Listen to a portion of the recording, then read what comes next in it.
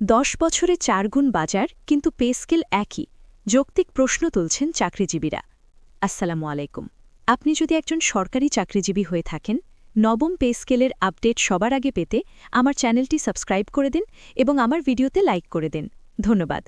Pay scale নিয়ে আলোচনায় সবচেয়ে বড় যে ভুলটি বারবার হচ্ছে তা হল বিষয়টিকে আবেগের জায়গায় নিয়ে যাওয়া। অথচ এই ইস্যুটি পুরোপুরি সংখ্যার, বাস্তবতার এবং ধারাবাহিকতার। এখানে কে কত কষ্ট পাচ্ছে সেটা বোঝানোর চেয়ে বেশি জরুরি হলো দেখানো সময়ের সঙ্গে বাজার কতটা বদলেছে এবং বেতন কাঠামো সেখানে কতটা স্থির রয়ে গেছে। অন্যান্য দেশে প্রতি 5 বছর অন্তর বেতন পুনর্বিন্যাস করা হয়। এই কথাটা শুধু শোনানোর জন্য নয়, এর পেছনে শক্ত অর্থনৈতিক যুক্তি আছে। মূল্যস্ফীতি একটি স্বাভাবিক প্রক্রিয়া। বাজার বড় হবে, খরচ বাড়বে, এটাই বাস্তবতা। রাষ্ট্র যদি সেই বাস্তবতার সঙ্গে তাল না মেলায়, তাহলে তার প্রভাব সরাসরি গিয়ে পড়ে কর্মজীবীদের জীবনে। বাংলাদেশে এই ধারাবাহিকতার বড় অভাব দেখা যায়। শেষ জাতীয় পে স্কেল হয়েছিল 2015 সালে। এরপর কেটে গেছে প্রায় 1 দশক। এই সময়ের মধ্যে দেশের অর্থনীতি যেমন বদলেছে, তেমনি সাধারণ মানুষের জীবনযাত্রার ব্যয়ও একাধিক ধাপে বেড়েছে। কিন্তু পে স্কেল সেই জায়গাতেই দাঁড়িয়ে আছে।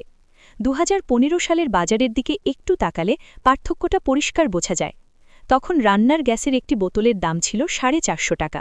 সেটাই এখন 1800 থেকে 2000 টাকা। বিদ্যুৎ, পানি, জ্বালানি সবকিছুতেই একই চিত্র। বাড়ি ভাড়া বেড়েছে, চিকিৎসা খরচ বেড়েছে, শিক্ষা ব্যয় বেড়েছে। অথচ একজন চাকরিজীবীর আয় সেই অনুপাতে বাড়েনি।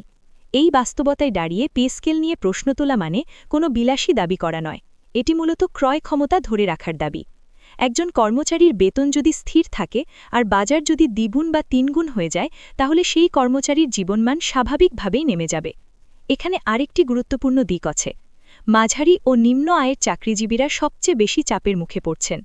উচ্চ পর্যায়ের কর্মকর্তা হয়তো কোনোভাবে মানিয়ে নিতে পারেন, কিন্তু মাঠ পর্যায়ের কর্মচারী, শিক্ষক, স্বাস্থ্যকর্মী, অফিস সহায়ক এই শ্রেণীর মানুষদের জন্য বর্তমান বাস্তবতা অনেক বেশি কঠিন।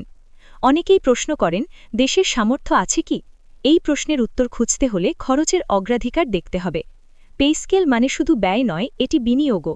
দক্ষ, মনোবলসম্পন্ন প্রশাসন ছাড়া কোনো রাষ্ট্র টেকসই উন্নয়ন করতে পারে না। কর্মচারীদের ন্যায্য বেতন নিশ্চিত করা মানেই প্রশাসনের ভিত শক্ত করা। নিউজ করতে গেলে এই জায়গাটাই তুলে ধরা জরুরি। শুধু বলা যে পে স্কেল হচ্ছে বা হচ্ছে না, এটা খবরের অর্ধেক। পুরো খবর তখনই হবে যখন 2015 সালের বাজার আর বর্তমান বাজারের পার্থক্য তথ্যসহ তুলে ধরা হবে। গ্যাস, তেল, চাল, ডাল, বাসা ভাড়া সবকিছুর তুলনা তখনই আলোচনাকে বাস্তব ভিত্তিক করে তুলবে। বাংলাদেশে পে স্কেল অনিয়মিত হওয়ার ফলে আরেকটি বড় সমস্যা তৈরি হয়েছে: অনিশ্চয়তা। চাকরিজীবীরা জানেন না কবে কি হবে। এই অনিশ্চয়তা দীর্ঘমেয়াদে কর্মক্ষমতা ও মনোবলের নেতিবাচক প্রভাব ফেলে। অন্যদিকে যেসব দেশে নির্দিষ্ট সময় পরপর বেতন সমন্বয় হয়, সেখানে এই অনিশ্চয়তা নেই। এখন প্রশ্ন আসে, এই পরিস্থিতিতে করণীয় কি? প্রথমত, বিষয়টিকে আবেগের বাইরে এনে যুক্তির জায়গায় আনতে হবে। দ্বিতীয়ত, কর্মসূচি বা দাবি যদি আসে, তা হতে হবে তথ্যভিত্তিক ও শৃঙ্খলাবদ্ধ। কারণ শক্ত যুক্তির সামনে সিদ্ধান্ত নিতে বাধ্য হতে হয়। পে স্কেল বাস্তবায়ন মানে একদিনে সব সমস্যার সমাধান নয়, কিন্তু এটি একটি বার্তা দেবে: রাষ্ট্র বাস্তবতা বুঝছে।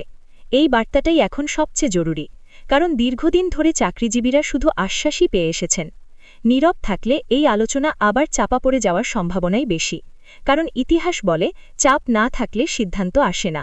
আর চাপ মানে শুধু আন্দোলন নয়, চাপ মানে সচেতন অবস্থান, যুক্তিভিত্তিক দাবি এবং সম্মিলিত কণ্ঠস্বর। সবশেষে বিষয়টা এসে দাঁড়ায় একটি জায়গায়: পে স্কেল কোনো তুলনার বিষয় নয়, এটি একটি প্রয়োজন। অন্যান্য দেশের উদাহরণ টানা যায়, কিন্তু মূল কথা হল দেশের ভেতরের বাস্তবতা। সেই বাস্তবতা বলছে বর্তমান বেতন কাঠামো বাজারের সঙ্গে আর সামঞ্জস্যপূর্ণ নয়। নিউজ, আলোচনা বা বক্তব্য যেখানেই এই বিষয়টি তোলা হবে, সেখানে এই বাস্তব কারণগুলো স্পষ্টভাবে সামনে আনতে হবে। তাহলেই আলোচনা ফলপ্রসূ হবে। তাহলেই সিদ্ধান্তের জায়গায় চাপ তৈরি হবে। এই বাস্তবতাগুলো সামনে আনার পরও যদি পে স্কেল নিয়ে সিদ্ধান্ত পিছিয়ে যায়, তাহলে সেটি শুধু একটি প্রশাসনিক ব্যর্থতা নয়, বরং বাস্তবতার সঙ্গে চোখ বন্ধ করে থাকার শামিল হবে। কারণ সংখ্যাগুলো মিথ্যে বলে না। বাজারের প্রতিটি সূচকই দেখাচ্ছে বর্তমান বেতন কাঠামো সময়ের সঙ্গে তাল হারিয়েছে। এখানে আরেকটি বিষয় পরিষ্কারভাবে বলা দরকার: পে স্কেল আপডেট মানে হঠাৎ করে অতিরিক্ত সুযোগ দেওয়া নয়। এটি মূলত আগের ক্রয় ক্ষমতা ফিরিয়ে আনার চেষ্টা। যে বেতনে একজন কর্মচারী ২০১৫ সালে যেভাবে জীবন চালাতে পারতেন, আজ সেই একই বেতনে তা সম্ভব হচ্ছে না। এটাই মূল সমস্যা। এই কারণেই পে স্কেল নিয়ে আলোচনা হলে সেটাকে আবেগের গল্পে নয়, সংখ্যার ভাষায় বলতে হবে। কতটা মূল্যস্ফীতি হয়েছে, কতটা ব্যয় বেড়েছে, আর বেতন সেখানে কতটা পিছিয়ে, এই প্রশ্নগুলোর উত্তরই সিদ্ধান্তের ভিত্তি হওয়া উচিত।